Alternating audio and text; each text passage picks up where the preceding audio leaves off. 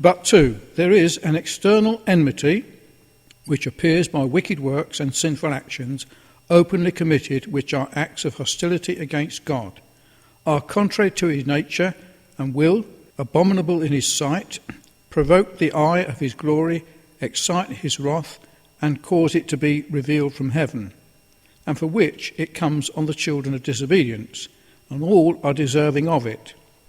Sin are breaches of the law of God, render men liable to the curses of it, and to death itself the sanction of it. They not only fill with enmity to God, and show it to him, but set men at a distance from him, so that they have no communion with him, are afar off, are without him, and separate from him. But 3, men are not only enmities internally and externally to God, but there is an enmity on the part of God to them. There is a law enmity, or an enmity declared in the law against them. They are declared by the law of God as enemies, traitors and rebels to him, and as such God's elect are considered. Then Christ died to make reconciliation for them, for it is said, whilst they were sinners, Christ died for them, and when they were enemies, they were reconciled to God by the death of his Son.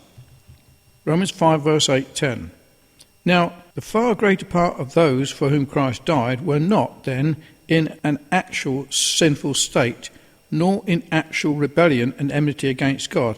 For them they were not in actual being, but they were considered, as in their apostate head, as sinners in him, and so as rebels and traitors. As such they were deemed by the law and proceeded against, proclaimed guilty, judgment came upon them to condemnation. They were, in the eye of the law and in the sight of justice, viewed as enemies, and declared such. And this law enmity, what was slain by Christ and removed by his death, and not that enmity that was in their minds, that was not removed by and at the death of Christ. That is removed at conversion, when the arrows of the word become sharp in the conscience, which bring them to fall under and be subject to Christ, when they are made willing in the day of his power, to be saved by him, to submit to his righteousness, and to have him to reign over them.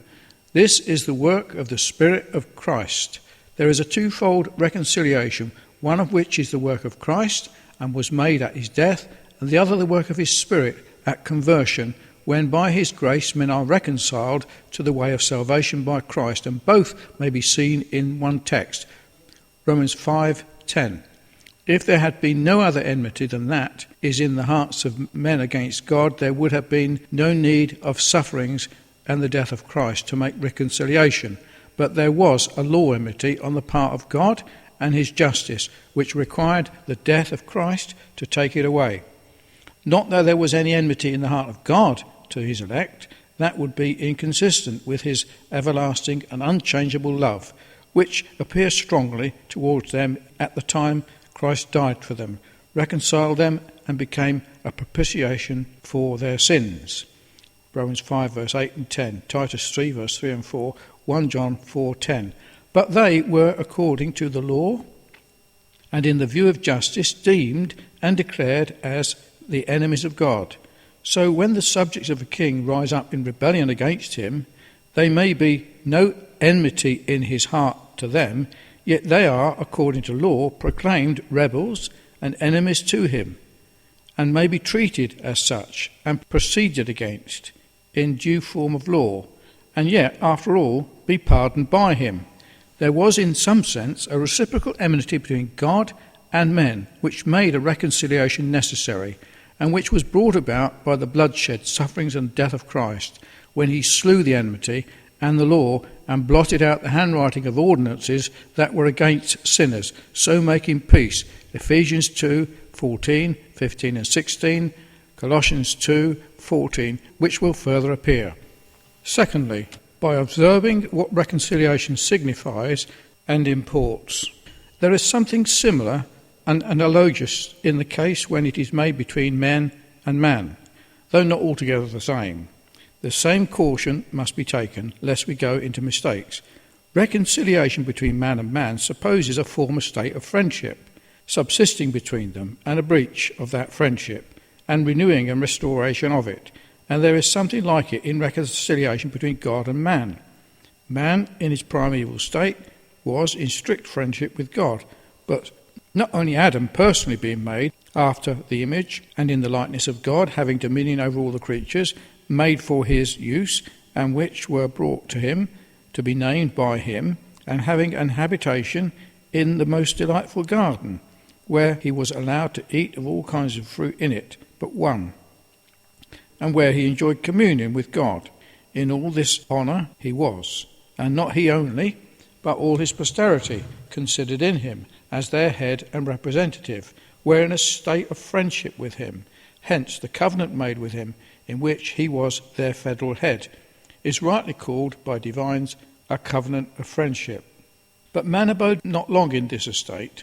Sin, that whisper and make-bait, soon separated chief friends and alienated man from the life of God, causing to apostatize from him and to become a traitor to him, filled him with an enmity to him and set him at a distance from him. And in this state of alienation and enmity all his posterity naturally are. With respect to the elect of God among them, Christ has interposed, appeased justice, satisfied the law, and made reconciliation for them, and brought them into an open state of friendship with God, so that they are considered, in consequence of this, as Abraham was, the friends of God, and are treated as such. James 2:23, Canticles 4:1, John 15:15, have the blessings of divine favour bestowed upon them, and rich communications of grace made unto them. But here we must proceed warily and observe some things to prevent mistakes and misrepresentations. For perhaps there is not one thing in the whole scheme of evangelical truths more difficult rightly to fix than this. It should be considered that, properly speaking, there are no passions or perturbations in the mind of God, who is a spirit simple and uncompounded, and not capable of such things. When therefore displeasure, anger, provocation, resentment, etc., are ascribed to him, it must be understood after the manner of men, that he says something in his word, and does something in his providence, and outward dispensations of it, which is somewhat similar to what men say and do. When the above is the case with them, otherwise we are not to conceive that God is in a passion, and is ruffled, and his mind disturbed, as they are. Nor are we to imagine there is any change in God, as in men, who are sometimes friends, then enemies, and then friends again. He changes not. There is no variableness, nor shadow of turning in him. He may change his voice to his people, and speak comfortably to them in his gospel, who before spake terrible to them in his law. He may change his outward conduct and behaviour towards them, and carry it friendly to them, when before as at a distance, but he never changes his mind, counsels, and affections to them. His love is everlasting and invariable. He ever rested in it, and nothing can separate from it. His love is never changed to enmity, and from enmity to love again. His special secret favour, as it is never lost, needed no recovery, nor did Christ, by making satisfaction and reconciliation for sin, procure the love and favour of God to his people. For Christ being sent to be the propitiation, his sufferings and death and sacrifice, satisfaction, were the fruit and effects of that love of God, and not the cause of it. John 3:16, Romans 5 verse 8, 1 John 4:10. The reconciliation made by Christ is not to the love of God, which was never lost, but to the justice of God, offended by sin.